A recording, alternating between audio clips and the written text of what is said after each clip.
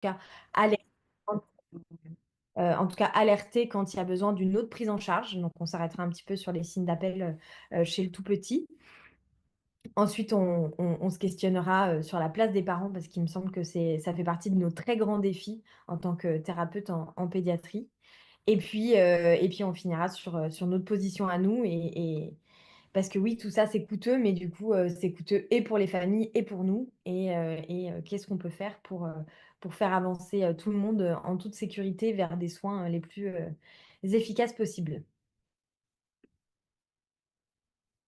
Alors, on va voir si ça marche. Attention. Alors, il y a un Slido qui est dans la présentation.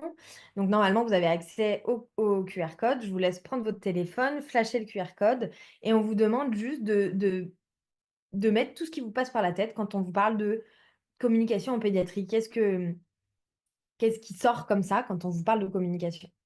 Ah oui, je vais prendre en photo. Après, oui. Ok. Attends.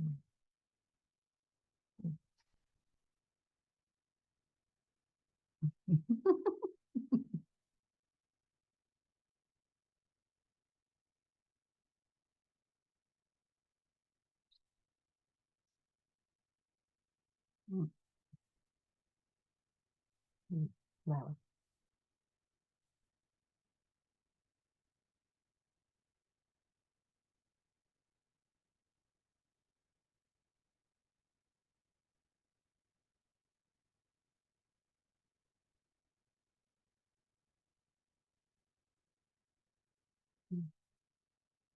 Mm. Intéressant.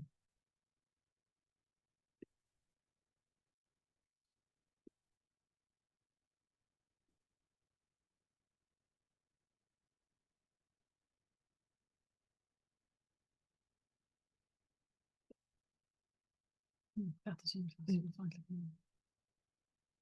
J'aimerais bien savoir ce que c'est. Je vais appeler le médecin. Mm. Mm. Mm. Mm. On se dit avec Céline qu'on voit Mm. quand même que vous êtes des professionnels Ouais, formés et qui avez l'habitude d'accompagner des jeunes enfants parce que ouais. c'est des C'est choses qu'on fait pour des plus jeunes diplômés ou pour des étudiants et on n'a pas les mêmes réponses. ah, mais c'est bien, c'est plaisant et ça nous challenge en même temps. Ah non, il y a des mots qui me plaisent vachement. Vas-y, tu peux reprendre un peu. Mais Mm. peut-être chacune en tant que Mhm. kiné psychomote. Si Mm. tu en choisis trois et j'en choisis trois, Mm. on joue en même temps que vous comme ça. Mm. Mm. Euh, Ils sont durs. Enfin, c'est dur de choisir, ils sont tous hyper intéressants. Mm. Moi, si j'en choisis trois, temporalité me plaît énormément. La question du toucher et du jeu. Ouais, c'est ces trois-là Mm. que... Bien sûr que tous les autres, je suis complètement d'accord. Dans mon travail de psychomote, je pense que c'est ces trois-là qui résonnent le plus, quoi. Mm. Moi, je vais avoir beaucoup réciprocité. Je le trouve très, très fort, ce mot aussi. Euh, je pense que quand même, ce qui se joue dans la communication et puis cette spécificité de la pédiatrie, c'est le fait de se comprendre dans le sens où on a cette culture en tant que kinésithérapeute d'aller à un point A, à un point B avec des objectifs, etc., des exercices qu'on a envie de mettre en place et tout ça. Sauf que là, en fait, on veut faire ça, mais avec un enfant qui potentiellement n'a pas forcément les clés pour nous comprendre ou pour exprimer comment lui, il souhaiterait faire les choses. Et donc, je pense que c'est un des enjeux les plus importants de la communication. Et puis, pour faire le lien, c'est avec du coup le non-verbal, parce que finalement, c'est vrai que j'ai pas forcément rappelé enfin, où est-ce que je travaillais aujourd'hui. Aujourd'hui, je suis que en libéral et puis en labo, mais je travaille majoritairement avec des enfants de moins de 2 ans ou des enfants avec des pathologies sérieuses, polyhandicap, etc. Et donc, la grande majorité de mes patients sont non engagés. Donc le non-verbal, finalement, prend une place très importante dans mon accompagnement, dans mes accompagnements aujourd'hui. Très bien. Après, j'aime beaucoup aussi que l'idée que Mm. quand on vous parle de communication, certains aient mis incompréhension, Mm. reformulation, différents niveaux. Ouais, tout ça, ça fait aussi partie du travail de communication. Mm. Je suis entièrement d'accord. Ouais. Et finalement, la dernière fois, moi, je suis intervenue sur le sujet, Céline n'était pas avec moi, il y a eu un souci, donc j'étais toute seule et on m'a posé beaucoup de questions sur les différences de langue, tout simplement avec les parents, etc. Et là, on voit à quel point, en fait, il y a des choses qui se jouent bien au-delà du langage, ou en tout cas de l'aspect compréhension du langage. Et je pense que parfois, on peut se passer de parler la même langue, même si c'est pas toujours facile.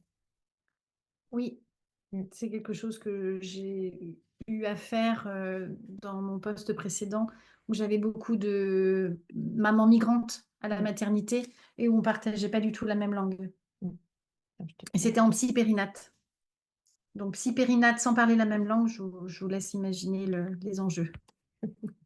Là, la question du toucher, la communication par le corps, le paraverbal et tout ça Mm, avait tout son sens. Ouais. mm. Voilà, ça y est. Et du coup, voilà, bah, vous avez l'habitude de travailler avec un public particulier, donc ce qui est ressorti, c'est beaucoup le non-verbal, le toucher, le corporel, etc., qui est une énorme part en fait de notre communication en tant qu'humain. Mais si vous posez la question à une population générale, le premier type de communication qui va ressortir, c'est la communication verbale avec vraiment plutôt l'aspect sens de Signifiant. Ouais. signifiant de ce qu'on peut partager, alors que finalement, dans notre quotidien, on va être beaucoup plus en pédiatrie sur du non-verbal et du paraverbal. Et puis au-delà de ça, de toute manière, le verbal pur, donc le signifiant, représente en fait vraiment en termes de captation et de vitesse de captation, représente finalement 7% de ce qu'on retient au tout départ. Et puis ça demande une capacité cognitive qui est bien différente. Et ce qui arrive le plus vite au niveau du cerveau, en fait, c'est le non-verbal et le paraverbal. Enfant ou adulte, ça, ce Adulte. chiffre-là. Et Mm, voilà, voilà. c'est ça. Et enfant, potentiellement bien plus que ça encore. Pour redéfinir quand même un petit peu ce que c'est que le non-verbal et le paraverbal, parce que c'est vrai que vous avez parlé du non-verbal, mais pas du paraverbal. Le non-verbal, ça va être vraiment plutôt... Si, la temporalité. oui, la temporalité, c'est vrai. C'est Mais ça la que j'ai. temporalité, ça peut être Et aussi du non-verbal. ouais. Donc le non-verbal, ça va être la posture, ça va être les respirations, enfin en tout cas, ce qui, euh, ce qui est autre que le langage, mais plus dans l'aspect corporel, on va dire. Le non-verbal, ça peut être aussi la manière dont vous êtes habillé, les gestes que vous faites, votre regard, etc. Donc ça, c'est le non-verbal, c'est vraiment le côté corporel de la communication. Et le paraverbal, en fait, c'est une très grosse partie dont on parle pas si souvent que ça et qui pourtant est d'une richesse quand on le comprend et est un outil extrêmement riche pour discuter avec les enfants et les enfants non verbaux. C'est le paraverbal. Et le paraverbal, du coup, c'est les rythmes, le timbre de la voix, le volume, le fait de parfois faire des silences longs, etc. C'est vraiment cet aspect musical de la voix qui, en fait, réagit vraiment à une connaissance noyau chez l'enfant où il y a une capacité musicale qui est présente chez l'être humain dès la vie intra-utérine. Donc, vraiment, le paraverbal est aussi quelque chose euh, à, à intégrer dans Et notre questionnement autour de la communication. quand il y a des différences culturelles, comme j'en parlais là avec des patientes migrantes, on sait que le paraverbal est vraiment un des outils principaux, un des outils principaux, c'est mieux d'ailleurs, euh, dans cette communication par la rythmicité corporelle qui soutient le langage ou l'expression, la communication. Voilà. Mm. Si ça vous intéresse, du côté du bébé, il y a des études, des écrits que moi je trouve passionnants. Et en termes de biblio, vous pouvez aller voir les écrits notamment de Trevarten, les études de Trevarten. Il y a aussi Daniel Marcelli en a parlé un peu, mais surtout, mince, les faux pas dans la danse, Daniel c'est Stern. Daniel Stern, merci. Et puis Maya Gratier aussi, Mm. qui sont plutôt des psychos, alors psychos du développement et avec aussi une approche psychanalytique, mais qui ont vraiment travaillé sur, avec des études, des graphes, tout ça, sur cette temporalité, rythmicité, musicalité de la communication du côté du bébé dans les interactions précoces. Ce qu'on voulait aborder aussi ce soir, c'est que on est dans une société aujourd'hui qui est extrêmement cognitive, qui est extrêmement langagière, qui est dans le signifiant tout le temps. Et en fait, avec nos petits patients, on se rend compte que finalement, le fait d'être dans l'ultra signifiant, parfois, on se noie nous, et puis on les noie eux. Et puis au final, on peut même finir par figer à peu près toute la situation parce que on ne sait pas vraiment pour qui on parle. On peut parler pour se rassurer soi-même, pour rassurer les parents, mais finalement pour l'enfant. Et bah, souvent, en fait, notre langage est rarement orienté vraiment pour l'enfant. Parce que bah, le langagier, finalement, pour toute cette population-là, c'est rarement l'entrée en communication la moins coûteuse et la plus favorable finalement pour avoir un soin de qualité. Oui, quand Louison, parce qu'on est toutes les deux à la fois très visuelles et ça fait vite bim bam boum quand on construit un truc. Et quand elle m'a proposé ces deux images, je me disais qu'on pouvait les recevoir à la fois du côté du bébé, du parent et du thérapeute, parce que parfois la clinique, les interactions parfois entre certains parents et avec leur bébé, bah, ça peut nous figer et nous inhiber. Pas que au niveau verbal, mais aussi dans notre motricité, comme ce chien qui est pris dans la glace. Le gel des affects, hein, on en parle en concept de psychologie du développement. C'est hyper intéressant ça aussi si ça vous intéresse. Euh, le gel des affects du côté aussi d'une maman complètement dépressive qui n'arrive pas justement à avoir cette musicalité corporelle et dans sa prosodie auprès d'un bébé. Et puis ben, nous, ça peut nous déborder ou ça peut nous communiquer, nous contaminer aussi. Tous ces effets finalement de contamination au contact de la clinique, je trouve que ces deux images, on pourrait en parler finalement presque toute la soirée. Et du coup, on va vous laisser écouter un peu cette vidéo et puis on aimerait bien avoir vos retours dessus ensuite. Ah, ouh.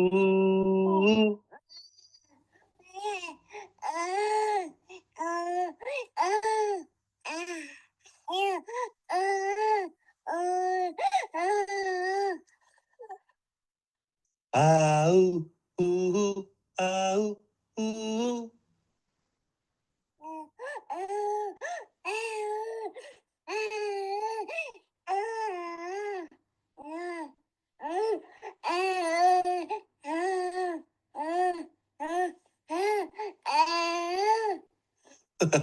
Ah, ouh. Bon, elle va tourner en boucle, donc on va l'arrêter. Alors, vos impressions, vos ressentis, racontez-nous. Mhm. Moi, je trouve génial le tour de rôle. Tu parles, je parle, je trouve ça juste magnifique, quoi. À 3 mois, il est acquis Mm. chez un bébé qui va bien. Mm.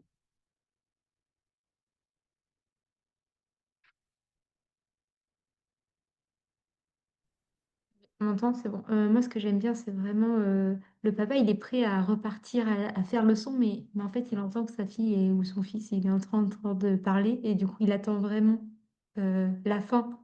Et quand vraiment il n'y a plus rien, il repart. Ça, c'est. Mm. Et le son de l'enfant, il est bien plus long que celui du papa, mais en fait, c'est pas grave, il lui laisse vraiment le temps d'explorer, d'essayer. Mm. Mm. Mm. Alors ça porte un nom, c'est la capacité en creux, hein, qui soutient l'identification des besoins du bébé et justement ce processus de parentalité. On appelle ça la capacité en creux. Mm. Je trouve ça assez joli.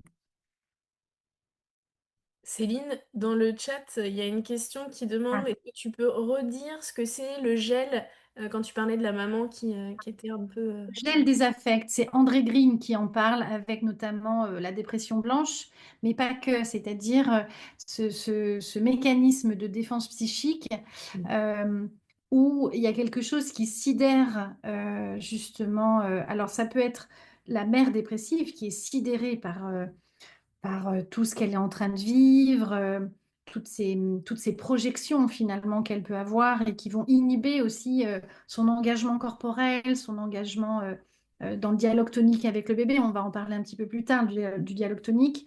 Et on appelle ça le gel des affects, c'est-à-dire qu'il y a un gel des affects, mais qu'il y a une expression aussi par et à travers le corps de la mère dépressive On peut le trouver dans d'autres tableaux cliniques, mais c'est surtout dans la dépression maternelle. Alors aujourd'hui, on parle un peu plus de la dépression paternelle, mais il n'y a pas encore beaucoup d'écrits là-dessus, je trouve en tout cas. Pour le moment, si vous voulez chercher la biblio, vous allez trouver Gels Affect du côté de la dépression maternelle surtout. Et c'est essentiellement André Green qui en a parlé dans la dépression blanche, mais on le trouve cliniquement pas que dans la dépression blanche. Ouais, c'est aussi, ça peut aussi être rapproché de la dissociation sur des mamans qui ont vécu d'une petite enfance avec des grandes violences. Le fait de devenir mère, ça va déclencher des dissociations extrêmement importantes avec justement un aspect vraiment de se figer et dans le corps et dans les interactions avec l'enfant. Ça, c'est des trucs qu'on peut retrouver On va aussi. parler d'inhibition ou de sidération psychomotrice. Ouais. C'est ça. C'est des termes qu'on peut retrouver. Mm. J'espère que ça répond à la question du coup. Oui, merci. Il faut faire un peu de la vidéo. Oh bah, la vidéo, si tu me lances là-dessus, moi, oui, ça confirme qu'il y a 3 mois, le tour de parole, hein, ça c'est notamment Trevarten qui en parle très bien, il est bien en place. Chez ce bébé, ça fonctionne bien, il y a une attente, il y a des silences qui sont soutenants de l'interaction. On voit aussi comment il y a ces mouvements corporels du bébé de s'engager et de relâcher le tonus musculaire pour se mettre dans ce hamac de la chaîne postérieure et recevoir aussi l'information et être dans l'écoute. Et après, un engagement antérieur qui fait justement cette production du souffle, justement, il a du souffle disponible parce qu'il y a un soutien, alors corporel, mais pas que. Bullinger parlerait d'arrière-fond aussi, hein, plus globalement. Il y a cette possibilité pour le bébé d'envoyer du souffle, de la soufflerie pulmonaire sur les cordes vocales parce qu'il est posturé pour pouvoir le faire. Un bébé qui serait en schéma d'extension ou un schéma prédominant d'extension, on voit bien comment il serait en difficulté pour être dans cette puissance sonore soutenue, engageante et construire ce tour de parole, par exemple, si on pense à nos petits patients.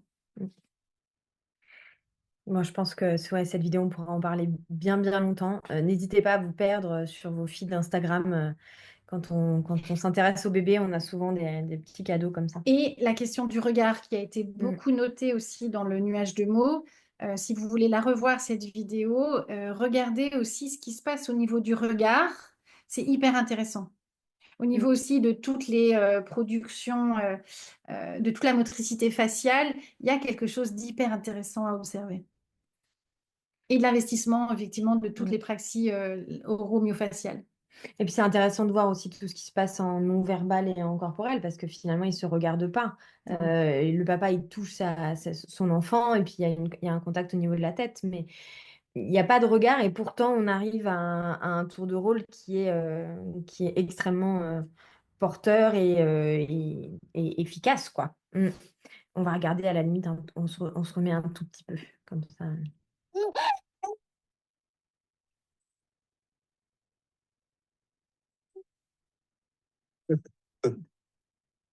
Ah, ouh, ouh, ouh, ouh.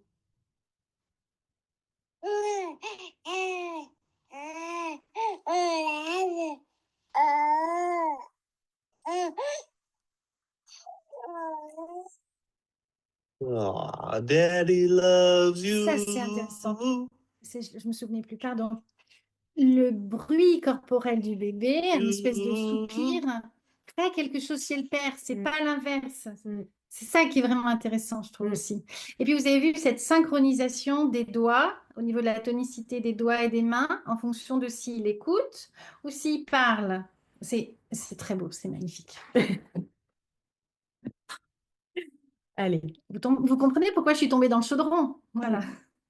Et on va partir sur un truc un peu moins magnifique. Ce qu'on voulait vous dire, c'est que du coup, voilà, il y a cette synchronicité, il y a vraiment quelque chose qui se rencontre à ce moment-là entre un adulte et un bébé, et ça demande du temps, ça demande de cette capacité de se mettre en creux, etc. Et parfois, bah, en fait, il y a des choses où ça colle pas vraiment. It was really tough. It was fun. I enjoyed it. It was definitely a different ball game, but I had a blast. So thank you. Voilà, l'idée c'est de parler un petit peu, là pour le coup, des dissonances qu'on peut retrouver chez certains des parents qu'on rencontre, et potentiellement des dissonances que nous, on peut avoir. Hein. Oui, Caroline? Est-ce que tu peux traduire ce qu'elle vient de dire? Parce que je sais pas si tout le monde a pu comprendre. En gros, elle dit qu'elle a passé un super match, que c'était super, qu'elle remercie tout le monde C'était et génial. que c'était génial, vraiment, que c'était Et amazing. qu'elle va très bien. Voilà. Donc voilà, l'idée là, c'est vraiment de parler du fait que parfois, bah, typiquement, ah mais mon chéri, tu es très très très très moche. Et ça, c'est des choses, en fait, on pense que les enfants Ouais. ne comprennent pas, mais en fait, très rapidement, la différence entre le signifiant et ce qui se passe dans le corps, etc., en fait, ils captent très très vite. Et c'est des choses qui sont très très compliquées à gérer pour les jeunes enfants et pour les enfants en situation de polyhandicap. Mm. La discordance, elle est même souvent à l'inverse, c'est-à-dire que c'est quelque chose de gentil qui est dit au niveau signifiant, mais le corps dit pas ça. Mm. Parce que dans l'exemple que tu as pris, tu me permets, hein, souvent, s'il y a quelque chose qui est dit qui n'est pas très gentil, le parent va en faire des tonnes. Et c'est là où ça va sonner un peu faux, avec une tentative d'humour, je trouve. Mm. Mais le pire pour moi, c'est quand il y a une tentative de dire quelque chose de gentil, mais qui n'est pas ressenti et pas incarné. Et là, la discordance, pour moi, pour le bébé, Mm. elle est pire. Mm. Voilà. Typiquement, moi, l'exemple le plus important que j'ai, dont je me souviens, c'est une maman, donc j'étais allée la voir à l'unité mère-bébé d'un hôpital psychiatrique. Euh, et en fait, elle parlait à son bébé, elle répétait ce qu'on disait dans le service à son bébé, donc t'es formidable, etc. Mais son corps entier rejetait sa fille, quoi. Donc du coup, sa fille se figeait complètement. Et je me dis que moi, ça me glaçait, et je me demandais ce que ça pouvait faire vivre à son bébé à ce moment-là, quoi. C'est bon pour toi? Ok.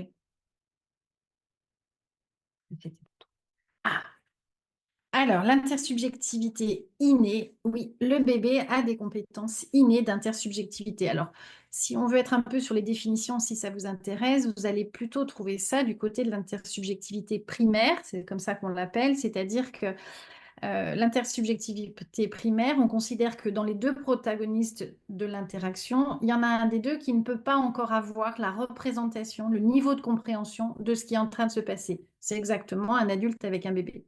Après, on va parler, quand le bébé est plus acteur de cette interaction, on va parler de l'intersubjectivité secondaire, ce qui ne veut pas dire qu'on est au même niveau. Si je reprends ce qui a été écrit sur le nuage de mots, je suis entièrement d'accord, on n'est pas sur les mêmes niveaux.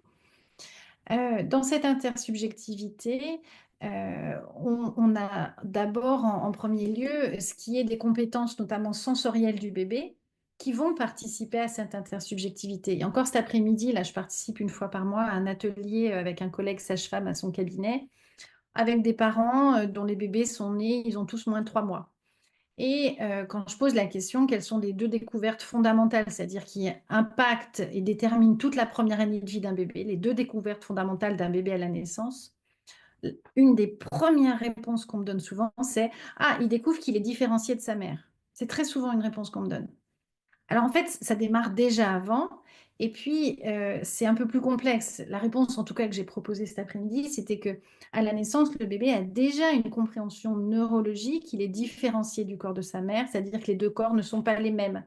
Par contre, il n'a pas encore la compréhension et la représentation qu'il est une personne, un sujet à part entière, et que sa mère est un sujet aussi à part entière différencié. Ce qui est encore un peu différent. Et d'où cette notion d'intersubjectivité, mais qui se construit par le corps, justement, et à travers l'aspect sensoriel. Bon, on ne va pas reprendre tout le développement in utero, mais on les a mis quand même par ordre chronologique. Et le premier, effectivement, qui va participer à cette intersubjectivité, c'est la question du toucher. L'odorat, hein, pour rappel, on a les mêmes marqueurs olfactifs dans le liquide amniotique et dans la transpiration et le lait de la maman. Donc effectivement, il est connecté à ces marqueurs olfactifs de la mère qui va lui donner à 2 heures de vie, hein, il y a des études, des vidéos, elles sont hyper intéressantes à observer. On voit cette préférence du bébé qui se tourne de façon vraiment nette et précise vers tous les marqueurs olfactifs de sa mère. L'audition qui va jouer un rôle important et enfin la vision, mais qui arrive de façon bien après, en tout cas dans cette reconnaissance plutôt dans la différence et ce qui est marqué en termes de contraste que dans une vision comme nous on peut avoir, notamment c'est la vision périphérique hein, qui est mature à la naissance et non pas la vision focale. Donc cette coordination entre vision focale, vision périphérique, elle va se faire bien après, à partir de sa motricité. Et c'est là que du coup ça nous intéresse, c'est de nous soutenir justement cette motricité dans cette synchronisation sensorielle qu'elle va permettre. Et voilà, pour nous, c'est aussi, il nous semble pertinent de reparler du dialogue tonique, de rappeler que l'enfant n'est pas avec un cahier vierge au moment de l'accouchement et qu'en fait, il est déjà en communication par le biais de son corps et par le biais de sa motricité, de la réponse du corps de sa mère pendant les 9 mois. Et donc, on a voulu citer Henri Vallon qui nous rappelle que le mouvement est tout ce qui peut témoigner de la vie psychique et il la traduit tout entière, du moins jusqu'à ce que l'enfant accède à la parole.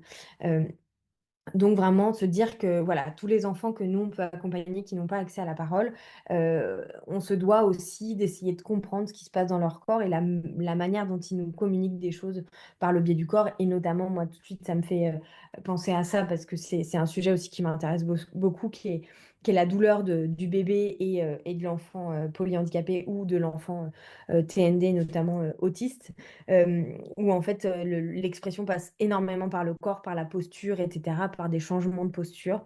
Et c'est à nous, en tant que professionnels de santé, de nous rendre disponibles à la communication de ces enfants.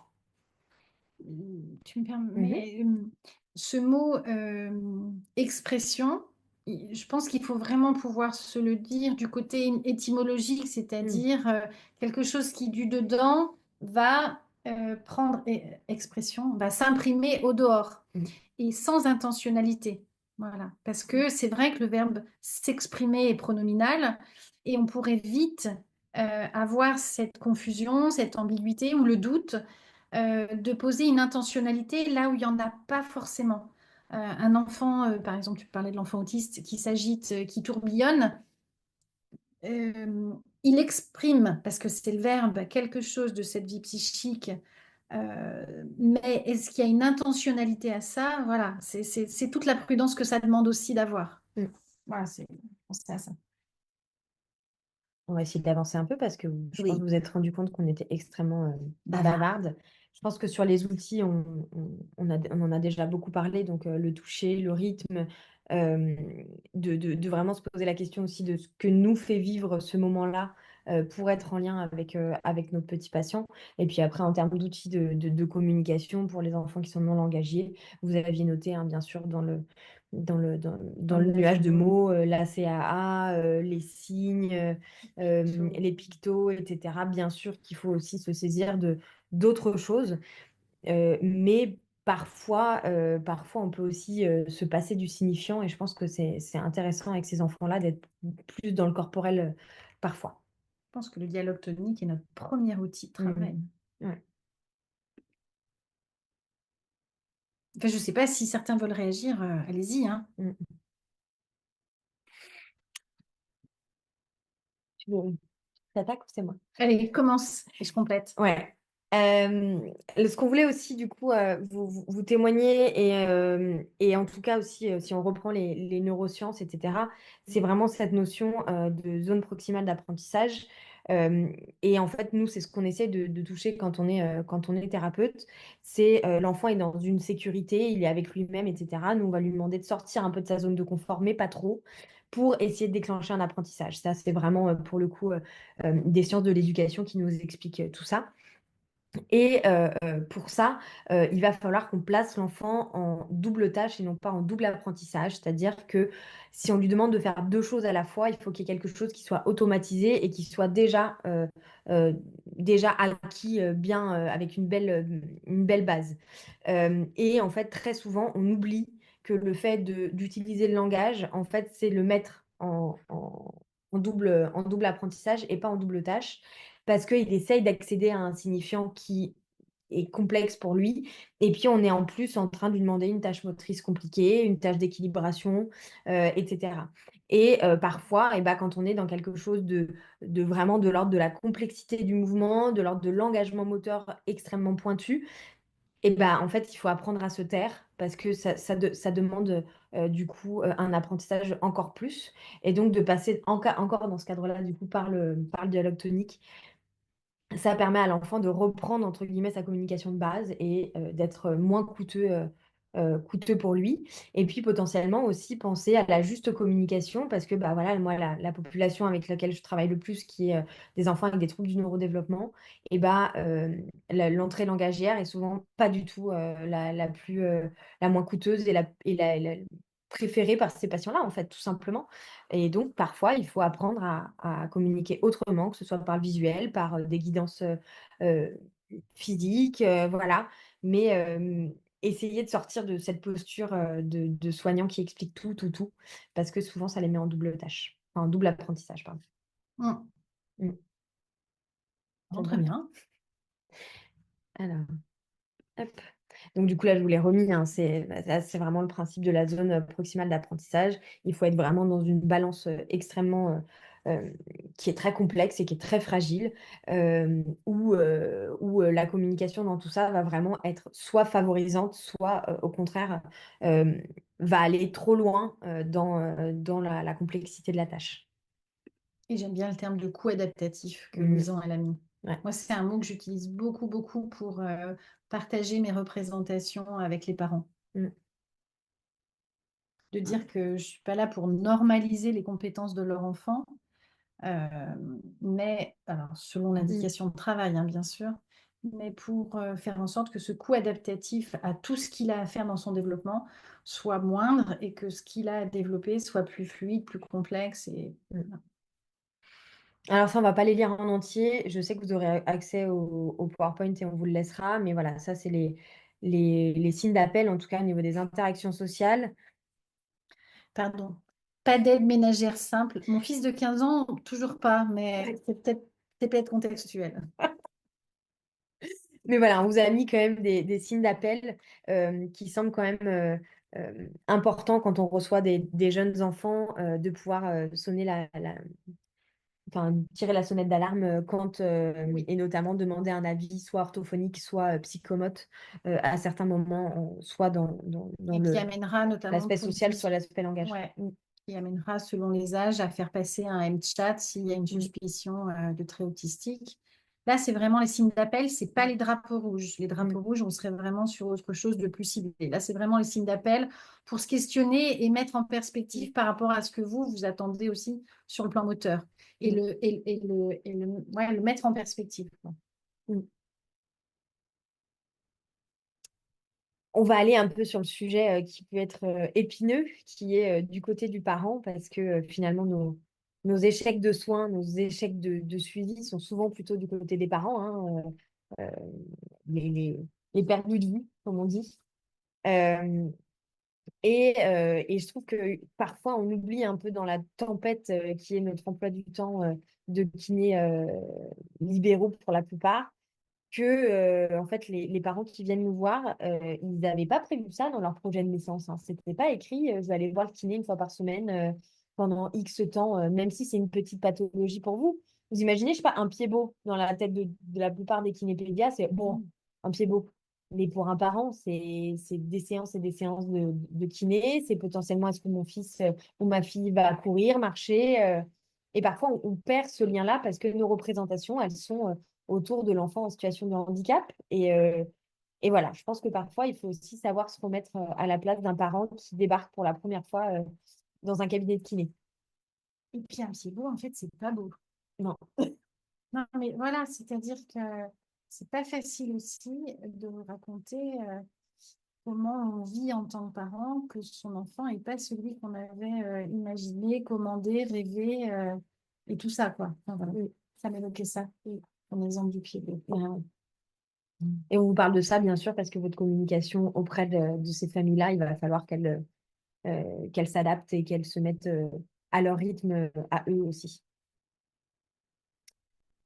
Et ben, on a de nouveau, je crois, un slide 2, non, je sais plus. Euh, du coup, on voulait vous poser la question et avoir un peu vos retours. D'après vous, cette relation tripartite dont on parle beaucoup, est-ce que vous pensez qu'il faut qu'elle soit équilibrée, qu'elle soit déséquilibrée? À quoi elle doit ressembler? Qu'est-ce que ça vous évoque quand on vous parle de relation parents-enfants soignants?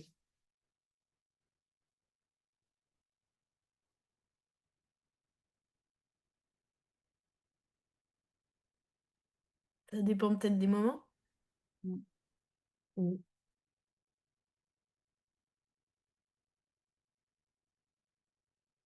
Dans le chat, il y a quelqu'un qui dit ça dépend de la temporalité, des enjeux.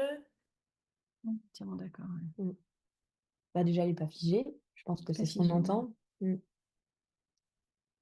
Et puis c'est pareil, équilibré, ça veut dire quoi du côté du thérapeute, du côté du parent? Ça dépend des familles, il y avait aussi dans le chat. J'ai envie de dire, c'est un équilibre dans le déséquilibre, Mm. comme dans le développement psychomoteur. Rechercher de la fluidité. Question de point de vue. Ah oui, bien sûr, mais on a fait exprès de mettre Mm. un truc qui soit hyper... Mm. Ça dépend des cultures, pour certains. Mm. En fait, ce qu'on voulait évoquer, c'est que on a fait une table ronde un peu sur ce sujet il y a Au JFK? non aussi FEPCA il y a C'était FEPCA. quelques temps. Et on nous parlait d'une relation en trépied, mais un trépied, c'est équilibré. Il me semble quand même que le thérapeute, il est pas censé être en équivalent de ce qui se passe entre le parent et son enfant. Et Euh, le bébé non plus. voilà. Et c'est plutôt souhaitable, du coup, qu'elle soit déséquilibrée. Et c'est plutôt sain qu'elle soit déséquilibrée. Après, la question, c'est quel espace on met entre chaque partie de cette relation-là. Et parfois, ça se confronte, parfois, ça se fusionne un peu trop. Voilà. Moi, c'est vrai que c'est un terme que j'aime beaucoup. Moi, j'aime bien me voir comme un adjuvant, c'est-à-dire, je suis là pour donner un petit coup de main et pour que ça prenne mieux, mais je suis pas là pour faire à la place, quoi. Pas du T'as une tout. jolie tête d'adjuvant, Rose Flo, quand Voilà, même. c'est Ouais. ça, un adjuvant chimique. Nickel. Et j'aime bien cette idée d'espèce de socle qui est en mouvement et finalement, en fonction de comment on manipule et comment on, on se place, et bah, ça va prendre un tour ou l'autre, quoi. Voilà. Mm. Oui, je cherchais dans les écrits qui me venaient comme... il y a Pierre de Lion qui a écrit des choses très, très intéressantes justement sur la fonction contenante du soignant ou même de la fonction contenante d'une institution, parce certains d'entre vous travaillent peut-être en équipe. Et ça aussi, c'est hyper intéressant de le travailler d'un point de vue institutionnel, cette question-là. Et ouais, ça m'évoque ça. Et puis les écrits aussi de Bion sur la fonction transformatrice de la contenance et de la parexcitation, parce que je pense que c'est aussi, en tout cas pour ma part, c'est dans les situations où j'ai du mal à assurer, garantir cette fonction de parexcitation, que je me sens en difficulté d'être dans ma fonction contenante et que j'ai envie d'envoyer tout balader, pour le dire très, très poliment, quoi. Voilà. Mm. Ah oui, ces familles qui, moi, c'est plutôt les C'est sur familles la parexcitation, moi, que ça m'est le plus c'est ceux qui difficile. qui se mettent en opposition, où tu sens que Ouais, l'opposition, c'est une forme d'excitation aussi, et on devient hors cadre, les Ouais. familles qui sont hors cadre. Ouais. Qui sont hors cadre, soit par rapport au cadre de nos séances, soit hors cadre dans le cadre même de la séance. La question de... J'ai une Et nana où là on entend les empêchements au partenariat, finalement, et à la co-construction du soin avec... Après, voilà, il y a plusieurs façons de travailler, je pense aussi. Il y a des familles où le parent est directement un collaborateur du soin. D'autres familles, on sent qu'il vaut mieux préserver qu'ils soient sur leur siège, mais présents. Je ne sais pas vous, mais moi j'ai toujours beaucoup de mal quand ils sont sur leur siège et avec leur téléphone. Voilà. Ça, par contre, moi, c'est quelque chose voilà, qui n'est pas possible, mais chacun voilà, a son cadre aussi de travail, Mm, j'imagine, et ça serait intéressant mm. d'en parler. Je vois Je, Caroline qui sourit parce qu'on en avait parlé cet été. C'est ça. Je rebondis sur ce qui est mis, qui fait tout à fait écho à ce que tu viens de dire dans les commentaires. Il y a Manon qui dit que les thérapeutes, on peut avoir l'image du tuteur pour le plan, mais c'est le parent qui reste le jardinier. Ah ouais, complet. Et il y a Mariette qui dit que... Et aussi peut-être faire attention aux parents qui ne veulent pas trop basculer vers la composante de technicien en lien avec le handicap. Ne pas... J'allais l'évoquer. En fait, on a souvent un peu les deux extrêmes et le mieux, c'est d'essayer de trouver de la nuance. Mais on a le parent qui se désinvestit complètement parce que c'est trop violent, parce que vous arrivez à faire des choses avec son enfant qui n'arrive pas, des choses comme ça où ça peut être trop violent. Du coup, il se met vraiment, il sort de cette relation-là. Et puis inversement, ceux qui nous mettent aussi en grande difficulté, c'est les parents qui se prennent pour des thérapeutes et qui sont dans la technicité et très très peu dans le plaisir. Finalement, le plaisir et la relation avec l'enfant disparaît parce que tout ce qui compte, c'est que l'enfant se mette debout, se mette à marcher. Enfin, moi, je me souviendrai toujours d'un petit garçon qui avait des grosses difficultés toniques avec une hypotonie axiale énorme. Et le matin, sa maman, pour lui donner le biberon, le mettait sur un tabouret sans dossier pour qu'il tienne tout seul son biberon. Et en gros, elle le faisait bosser le redressement de la position assise sur un moment qui est censé être de plaisir, de réveil. Et voilà, il y a des moments où ça glisse et d'un côté et de l'autre. Et il faut réussir avec les outils qu'on va vous présenter un tout petit peu après. Bien sûr, vous imaginez qu'il faut plus de temps que ça pour les aborder, mais en tout cas, on va aborder quelques outils dans la communication qui peuvent être utiles dans ce genre de moment, quoi. Je vais dire quelque chose. Vas-y. Oui, par rapport à ce qui vient d'être proposé, personnellement, je crois que, parce que je me place en identification au bébé, j'aurais plus de mal face aux parents qui se tient loin et avec son téléphone ou avec plein d'autres trucs qui le maintient loin parce que le bébé n'a pas accès finalement à son parent.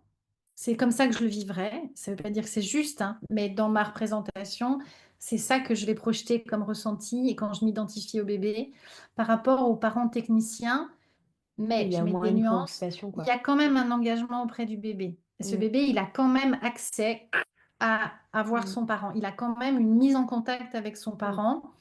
Maintenant, deux types, c'est un peu caricatural, mais si c'est un parent qui se pose en technicien des soins quotidiens, par exemple, j'ai un petit patient bon, qui a une sonde nasale, tout ça. Alors moi là-dessus, Berk, voilà, je suis ravie que le papa il fasse technicien, mais ça me permet quand même du coup qu'on ait chacun notre rôle et on fait un peu équipe. Voilà, il y a quelque chose qui se Mm. construit. Ça fait pas longtemps que je l'ai en soins.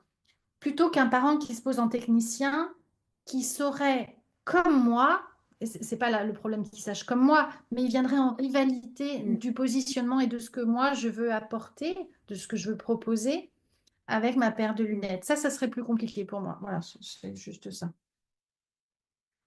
Donc, Ah, ça, la vulnérabilité, oui. Alors, rapidos, mais je ne sais pas faire. L'image de la poupée russe, c'est parce que j'en fais la collection. Ça, c'est l'anecdote personnelle. Mais j'aime bien cette image pour parler. Voilà, si on arrive à faire ce partenariat en se disant avec les parents que ce qui nous préoccupe, c'est cette toute petite poupée russe, c'est-à-dire le bébé. Mais nous, on doit, je pense, avoir en tête que travailler en pédia au contact de cette toute petite poupée russe qui est vulnérable parce qu'elle est petite, parce qu'elle a besoin de soins, parce que tout ça, ça met fortement en contact le parent avec sa poupée russe à l'intérieur de lui, c'est-à-dire sa partie infantile. Et je crois que en tout cas dans les situations qui sont difficiles pour moi avec certains parents, c'est qu'il y a une rivalité tellement importante pour le parent entre sa partie infantile et son bébé réel que c'est là qu'il y a un risque de clash et que finalement, même si je déteste ça et que j'en fais des mauvais rêves pendant plusieurs jours, il vaut peut-être mieux que ça clash avec Mm. moi qu'entre le parent et son bébé. Voilà, je le dis un peu vite. Le mauvais objet. Oui, ce qu'on appelle être le mauvais objet. Mais voilà, c'est de se dire que de rencontrer un bébé, en fait, c'est aussi rencontrer l'histoire de son parent, de son coparent, de son environnement, etc. Et que finalement, il faut aussi qu'on essaye de prendre les choses dans leur globalité, quoi. Ça, c'est un tout petit, on va avancer pas mal, mais voilà, on sait aujourd'hui que le fait de devenir parent, c'est un très très grand moment de fragilité et de vulnérabilité. Il y a la vulnérabilité du bébé, mais il y a aussi la vulnérabilité du parent, avec des chiffres qui ont tendance à exploser sur la dépression du postpartum du côté maternel et du côté paternel ou coparental. Donc ça, il faut bien se le garder en tête. Donc voilà, de nouveau, vous aurez accès à ça. Ça, c'est vraiment des stats de l'INSERM, etc. On peut y avoir accès assez facilement. Vas-y, tu veux? Non, tiens, toi. Alors, cette image, c'est pour se dire qu'on a nos enjeux, nos objectifs, qu'on a tout bien écrit notre bilan. Et puis, il y a les attentes des parents. Et puis, alors, il ne peut pas le formuler, mais il y a ce que le bébé aussi lui réclame. Et on aimerait que ça touche tous dans le mille. Et puis, des fois, on n'y arrive pas. Voilà. C'était pour se dire comment faire cette synchronisation aussi des trois. Synchronisation des planètes. Ouais, on aimerait bien que ça s'aligne plus souvent. Puis des fois, on a une séance, on se dit waouh, là, j'ai été hyper forte. Mais le bébé aussi, et les parents. Enfin. Mais Et je quand trouve que ça c'est brille dans les yeux des parents aussi, c'est quand même. Là, on se dit qu'il s'est passé quelque chose. Ouais, il faut leur dire Mm. quand on voit ça. Il faut leur dire. Mm. Ces garçons. Et donc voilà, un des outils, c'est bien sûr le partenariat et vraiment le soutien parental. Et là, il y a vraiment des concepts qui sont définis dans la littérature, notamment la littérature en psychologie et en sociologie. Donc les grands principes de la manière dont on accueille un parent, ça va être centré sur les parents. Chaque parent est unique et vraiment rester là-dessus, c'est que essayer de faire un pas de côté par rapport à ce que vous attendez. Bah, des fois, on peut se dire que l'habit fait pas le moine. Vous voyez la personne dans la salle d'attente, vous allez vous dire, bah, il va être comme ça, comme ça. Bah, en fait, il ne l'est pas du tout. Donc, essayez de vraiment voilà, d'accueillir le parent comme il est. Respecter le plus possible le non-jugement. Et je pense que ça, notamment dans notre société actuelle, ça va être d'accueillir de manière inconditionnelle tous les types de familles qu'on peut avoir aujourd'hui. Éviter les injonctions, donc ça, c'est vraiment c'est des choses aussi qu'on peut retrouver dans l'entretien motivationnel. Ça va être l'espèce de réflexe correcteur où le parent va faire quelque chose et on va avoir tendance à lui dire, d'avoir un truc un peu réactif, comme on peut avoir avec notre posture de soignant. Ça, on sait que vraiment, c'est des choses qui fonctionnent pas du tout et voire même qui créent de la résistance. On en parlera après. Écouter activement, c'est ça, c'est pour montrer qu'on a un engagement dans la relation qui est en train de se passer. Il y a des études qui ont été faites, notamment quand le thérapeute est capable de reprendre un peu des éléments qui ont été dits à la séance d'avant. Vraiment, sur l'alliance thérapeutique, ça a un effet. Si vous êtes capable de dire, ah, et alors votre week-end chez mamie, ça s'est bien passé parce que vous êtes souvenu qu'elle vous avait dit ça la semaine d'avant. Mais alors là, vraiment, vous marquez des points à fond. Et à la limite, si vous n'avez pas beaucoup de mémoire, n'hésitez pas à prendre des petites notes à la fin de votre Sauf séance. si elle déteste sa belle-mère. Sauf si elle déteste sa belle-mère, mais elle sera quand même extrêmement contente que tu te souviennes de ce qu'elle t'a raconté. Mais en vrai, en fait, tu vois, en les lisant, je me disais que je suis sûre, vu le nuage de mots, je suis sûre que tous Mais les oui. collègues qui nous entendent doivent se dire, mais ça, évidemment. Et je me disais en les lisant, est-ce que c'est pas finalement ce qui est le plus dur, c'est de se dire à quel moment j'arrive plus à faire ça. Mm. Et qu'est-ce qui est à l'œuvre pour que j'arrive pas ou plus à faire ça. Moi, je trouve que c'est peut-être ça la discussion qui serait intéressante de débattre, si vous êtes d'accord, mais parce que ça, je pense qu'on aligne tout le monde sur les Oui, bien sûr. les souhaits de ça. Enfin, on l'a toujours, enfin, je pense qu'on l'a entendu Mm. globalement, pas aussi bien précisé. Tu es d'accord? C'est de se dire peut-être, tiens, au contact de cette famille, au contact de ce bébé, qu'est-ce qui fait que, en fait, je suis dans les injonctions? Mm. Qu'est-ce qui fait que j'arrive pas à écouter? Qu'est-ce qui fait que, voilà, qu'est-ce qui parle de la clinique peut-être et avec quoi ça vient en résonance pour moi dans cette situation-là? L'idée, c'est pas de s'accuser de quoi que ce soit, mais de dire qu'est-ce qui est à l'œuvre et qui se bloque finalement pour réinterroger la dynamique de communication. Ça te va? Ouais. Donc voilà, c'est des grands concepts qui sont définis, qui servent en tout cas le partenariat parental, mais oui, c'est des grandes valeurs. Et je trouve que c'est intéressant aussi d'aller un peu plus dans le détail et d'aller dans certains outils un peu plus factuels qui aident justement les moments où on sent qu'on n'arrive plus, bah, de rechoper quelques outils et des choses comme ça qui nous permettent d'avancer. Euh, Du coup, dans les outils en termes de littérature dans lesquels vous pouvez aller piocher, c'est le bouquin d'entretien motivationnel. L'entretien motivationnel, c'est pas un outil qu'on utilise chez l'enfant, c'est à partir de l'adolescence. Mais par contre, avec les parents, c'est vraiment hyper intéressant. C'est un outil qui a été développé dans l'addictologie et en fait, c'est un mode de communication pour accompagner le changement. Et dans le cadre des familles qu'on reçoit, il faut savoir que les croyances autour de l'éducation des enfants et la manière dont on a envie de s'occuper de son enfant, c'est des croyances qui sont extrêmement ancrées. Et donc, d'accompagner un changement, c'est pas toujours simple. Et surtout, l'entretien motivationnel essaye de. Bah, le changement, vous ne pouvez pas le faire à la place du parent que vous recevez. Donc, l'idée, c'est d'accompagner cette mise en mouvement. Ensuite, il y a la communication non violente, même s'il y a d'autres aspects un peu limites sur ce truc-là. Il y a quand même des outils qui sont intéressantes. La thérapie par l'objectif, je pense que vous connaissez très bien ça. Et puis, l'interdisciplinarité, on ne parle pas ici de pluridisciplinarité, mais bien d'interdisciplinarité. Donc, de ne pas travailler les uns à côté des autres, mais travailler les uns avec les autres. Et donc, je vous reprends juste les outils de l'EM qui sont utilisés. Donc, les questions ouvertes, je pense que tout le monde est bien au courant. La valorisation, en fait, la valorisation, c'est vraiment quelque chose du fait de mettre en avant une valeur. Donc, on n'est pas sur un compliment. Typiquement, quelqu'un qui vient au resto avec vous, quelque chose comme ça, vous lui dites ah bah t'es jolie ce soir, ou ah bah dis donc, je suis touchée parce que je vois que tu as vraiment fait un effort et tu t'es fait hyper belle. C'est pas du tout la même chose, quoi. Le fait de valoriser le fait qu'elle ait mis une action en route, etc. Typiquement, de valoriser le fait qu'un parent s'inquiète et des choses comme ça va avoir beaucoup plus d'importance pour l'estime de soi, etc., qu'un simple compliment, entre guillemets. Refléter, résumer. Refléter, c'est le fait d'utiliser, de reprendre les mêmes choses, etc., le résumer. Et puis, la dernière partie qui me semble assez intéressante, c'est le fait en fait de ne pas fournir des informations comme ça. Moi, ça me fait vraiment penser à mes jeunes collègues qui viennent s'installer avec nous en libéral, où au début, quand ils reçoivent notamment les bébés pour plagio, où ils vont faire un espèce de catalogue de bah, du coup à la maison, il faudra faire ça, ça, ça, ça, ça, ça, ça, ça, ça, ça. Et ça peut durer un quart d'heure. Et en fait, le parent n'a rien écouté. Et en fait, mon jeune collègue n'a pas demandé ce que le parent savait, est-ce que le parent était d'accord pour avoir des informations. Et en fait, dans ces cas-là, on sait que le cerveau de l'humain se bloque, enfin, en tout cas, on coupe l'information très, très rapidement. On a, je crois, c'est 5 minutes d'attention, quelque chose comme ça. Donc, voilà, pareil, pour fournir des informations, c'est vraiment quelque chose dans la réciprocité avec bah, qu'est-ce que vous savez déjà? Est-ce que vous voulez que je vous fournisse plus d'informations? Potentiellement demander aussi dans quel format ça vous intéresse le mieux. Est-ce que vous voulez que je vous fournisse du papier, une vidéo, etc. Enfin, voilà.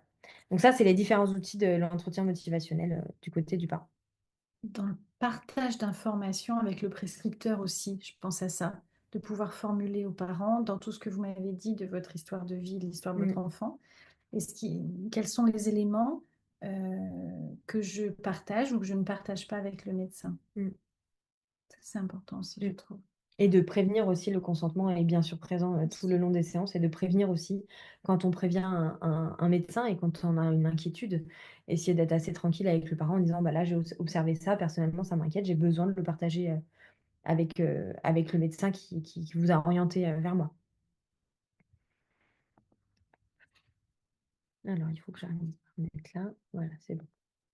Donc voilà, on en a pas mal parlé, mais c'est vraiment quelque chose, je pense qu'avec des années, les soignants, c'est comme le bon vin, avec les années, ça s'améliore. Mais J'espère. mais l'idée, c'est d'éviter de créer de la réactance. Je pense que tout le monde a un souvenir d'un parent ou d'un patient qui a vraiment de la réactance, c'est-à-dire on dit quelque chose et d'un coup, on sent vraiment le stop et puis on peut plus revenir à quelque chose vraiment de très compliqué. Et pour éviter cette réactance-là, du coup, bah, en tout cas, la réactance, elle est vraiment créée par un manque d'écoute, des choses très directives, des évaluations sans explication. Même vous, je pense que vous l'avez vécu, d'aller, je sais pas, passer chez un médecin qui vous fait des examens sans rien expliquer. Mais notre réactance aussi face à certaines situations. Oui, complètement. Je pense à la semaine dernière. Ma réactance à moi. Partage. Ah non, Ouais. une maman qui m'a mis très en difficulté, qui me fâchait très très fort. Ouais. Et que j'avais envie de faire coup de tête balayette. Bah ouais, ça arrive. Ne faisons pas l'autruche. Oui, mais des fois, ça donnerait envie de le faire pour se protéger aussi et être dans une économie psychique. Mm. Ouais, Mais c'est c'est un... comment être au clair avec ça, avec nos propres mécanismes de défense face à ce qu'on vit au contact de ces petits patients. Ce qu'on n'a pas dit aussi, mais vous le vivez tous les jours, c'est à quel point travailler en toute petite pédia, en petite pédia, on va dire, c'est être face à l'archaïque, justement, parce que on est au contact de tous ces mécanismes de construction précoce et que l'archaïque du bébé convoque l'archaïque du parent et notre propre archaïque. Et du coup, on est en deçà des processus secondarisés par le langage et ça met plus au contact de choses intenses, fortes. Et quand on fait ça tous les jours, bah, c'est plus coûteux aussi, je pense, pour les soignants en petite pédia. Enfin, après, on peut en parler, bien sûr, ça m'intéresserait à votre tour. Mais voilà, l'idée, c'est aussi de rappeler à quel point d'être soignant, c'est pas anodin, d'être soignant auprès d'enfants en situation de handicap, c'est pas anodin, que ça nous demande d'être aussi en lien avec avec de la douleur, avec de la souffrance, avec des difficultés psychiques du côté des parents, des enfants, etc. Ça demande un engagement qui est pas anodin et si on souhaite en tout cas euh, tenir sur nos deux pieds ou sur nos deux pattes jusqu'à la fin, ça semble important de ne pas faire l'autruche et d'aller questionner ce que ça met en mouvement aussi de notre côté et quel engagement ça a. Parce que je pense que, pareil, on a croisé des gens comme ça où en médecine, il n'y a pas si longtemps, on disait que pour être un bon médecin, il ne fallait pas avoir d'affect. Bah, on sait aujourd'hui, et encore plus en pédiatrie, que c'est pas souhaitable. Mais du coup, avoir de l'affect jusqu'où et où est-ce que je m'arrête, etc. Et il faut aller se questionner sur soi quand on travaille auprès de cette population-là. Faut qu'on avance. Oui, ben, on est sur la fin. Parfait.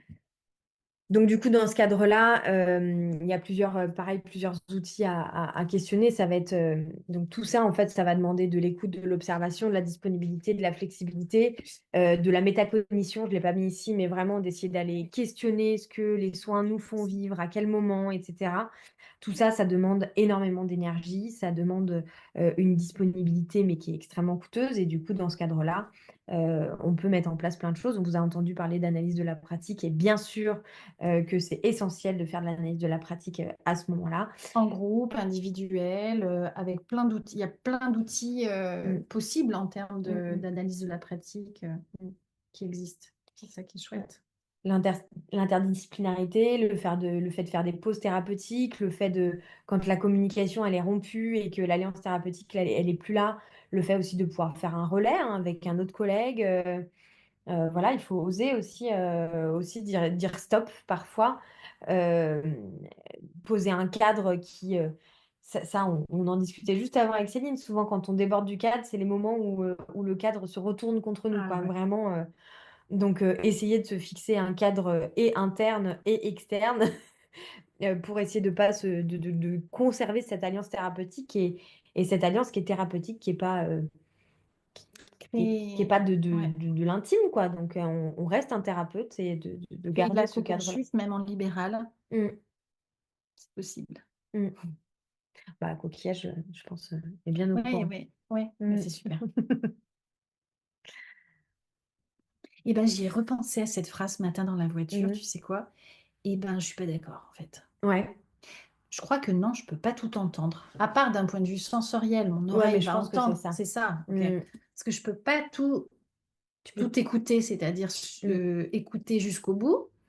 Et non, il y a des phrases, je peux pas tout entendre. Mm. Mais c'est peut-être ce qu'on a mis après. On peut Pardon, mettre... on fait des petits, on fait de la flexibilité en même temps que le webinaire. Mm.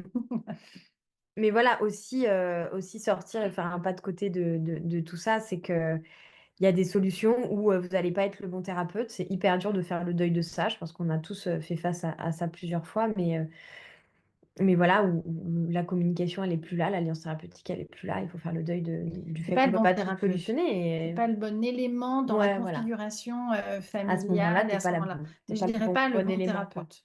Ouais. Mm. Voilà. Bon, ça, c'est une petite touche à moi parce que je suis une grande fan d'Harry Potter.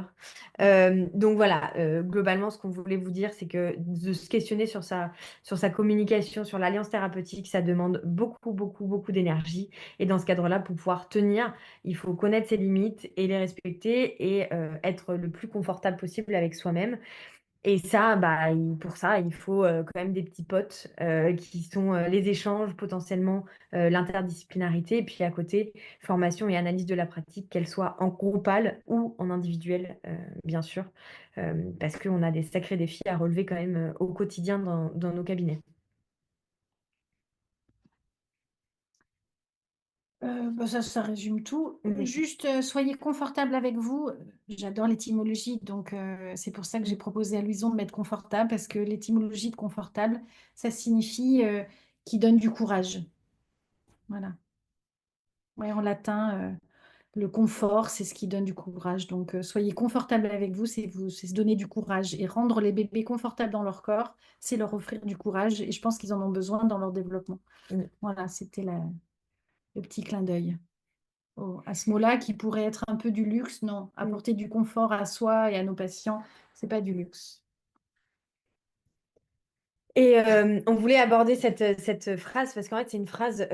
Donc, moi, voilà, j'ai fait partie de la Fédération nationale des étudiants en kiné. Ensuite, je suis beaucoup allée au JFK, au CIFEPK, dans tous les gros congrès comme ça de kiné où il n'y avait pas forcément de pédiatrie. Donc, des fois, je me retrouvais dans d'autres conférences et notamment des conférences plutôt de sciences humaines parce que c'est quand même ce qui me porte aussi beaucoup.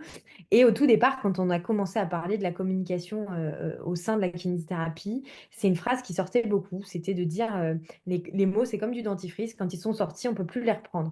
Et en fait, c'est une phrase, aujourd'hui, il ne la disent plus du tout, voire même il la démonte hein, après une dizaine d'années à l'avoir dite. Parce qu'en fait, c'est une phrase qui est qui culpabilise énormément, qui met une pression sur le dos du thérapeute qui est juste insupportable, En hypervigilance. en hypervigilance de tout. Enfin, si on est en train de calculer chaque mot qu'on dit, mais alors c'est insupportable. Donc voilà, c'est l'idée que oui, les mots sont importants, mais tout est rattrapable entre guillemets, même s'il y a il y a des blessures parfois, même s'il y a des gens qui se vexent, rien n'est insurmontable tout de même. Oui, c'est surtout la capacité de transformation dont on témoigne à nos patients et leurs familles qui est importante Mm. et qui nous rend aussi, qui humanise le soin parce Mm. que ça nous rend aussi faillible et je pense qu'on devient aussi plus support d'identification pour les parents si on accueille le fait que, bah oui, la semaine dernière, j'aurais peut-être pas dû dire Mm. ça ou je me suis mal exprimée, je voulais en reparler avec vous. Enfin, Mm. voilà, c'est ça qu'on voulait mettre à travers cette image. Il Ah, il passe. ouais, ça, il est costaud. Ça, on va faire un peu de suspense. Si vous voulez le comprendre, ce tableau, il faut venir en formation. Je suis terrible, hein, t'as vu, Caroline? Ça, c'est Mm. le tableau que j'ai construit parce que je suis visuelle. Mais là, je pense qu'à cette heure-là, Mm. ni vous ni moi, on arrivera à le Mm. suivre. Mm. Mais venez. Il y a un peu de musique. On the road again.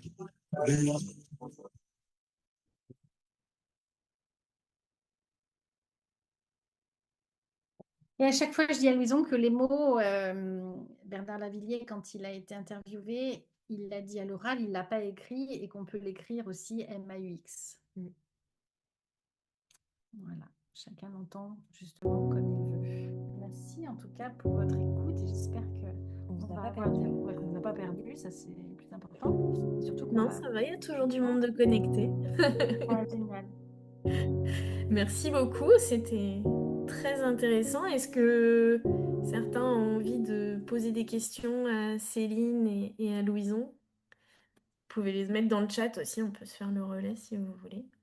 Ah, il y a des super, merci beaucoup. Euh, moi j'ai vraiment, enfin, j'ai trouvé ça très intéressant sur ce côté communication et ça a beaucoup résonné. C'est marrant parce que comme quoi le, le- le- la communication est vraiment au centre de nos soins. Ça résonnait beaucoup quand vous parliez des parents avec ce que j'avais pu évoquer dans l'attachement et dans le caregiving et comprendre. Et comprendre comment l'autre fonctionne, comment nous on fonctionne. Et ça passe effectivement beaucoup par la communication. Alors, dans le chat, on nous demande si le diaporama sera disponible pour le relire avec l'accord de Louison et Céline. On le mettra dans l'espace adhérent, comme vous pouvez trouver aussi les autres PowerPoint des différentes interventions. C'était passionnant, merci beaucoup. En tant qu'orthophoniste, cela me permet de prendre de la distance vis-à-vis du langage verbal. Faut qu'elle travaille le travail postural en tant qu'ortho.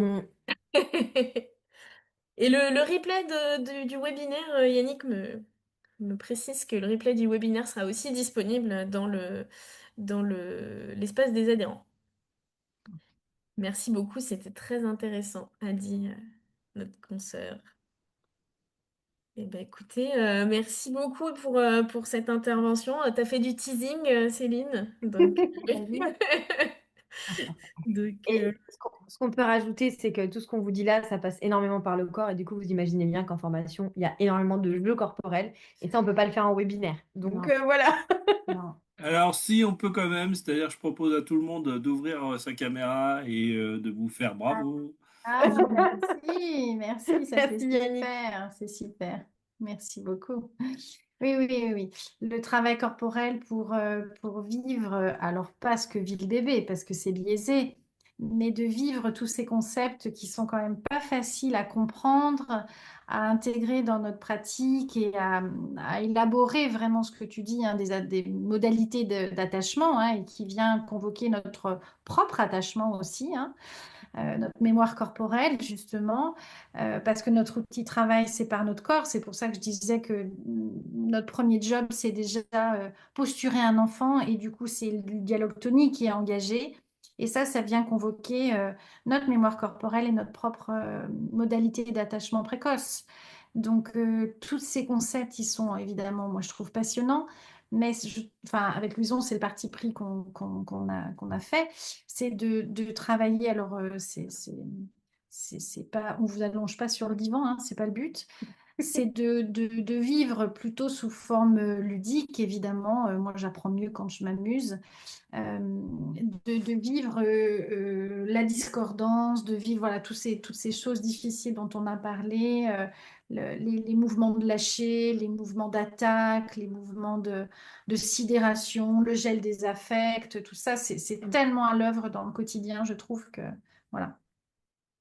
super. Ben, merci beaucoup. Merci en tout cas à vous, merci pour votre attention et puis de nous avoir fait intervenir. C'est toujours très chouette de partager. Avec grand plaisir. À très bientôt, j'espère. Bientôt Caroline et puis aux autres avec plaisir. Merci. Au Merci. revoir. Au revoir. Au revoir.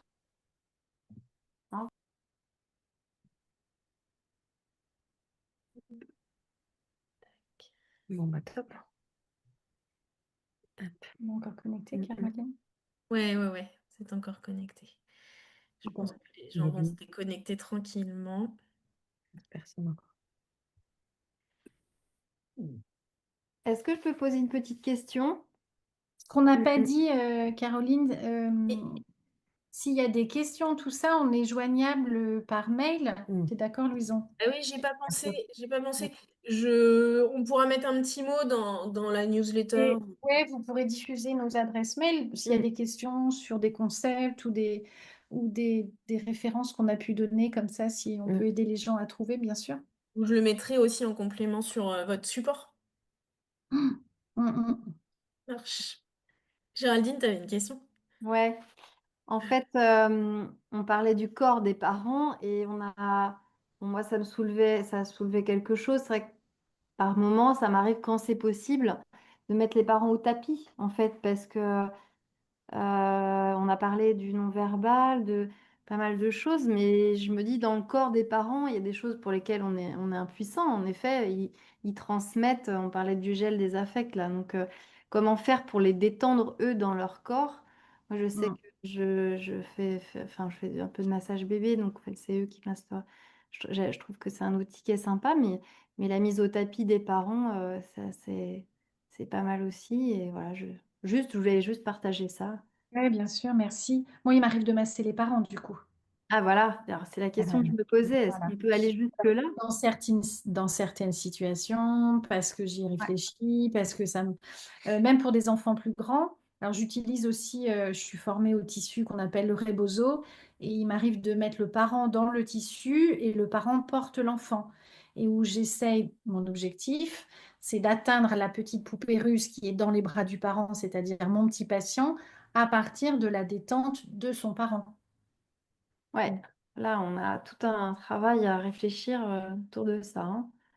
Et puis après, sur les un peu plus grands avec des handicaps, etc., il y a un outil moi, que j'utilise beaucoup qui est la vidéo parce que au-delà du corps, moi j'ai aussi beaucoup de parents qui savent pas jouer, en tout cas qui sont vraiment en difficulté dans le jeu des enfants.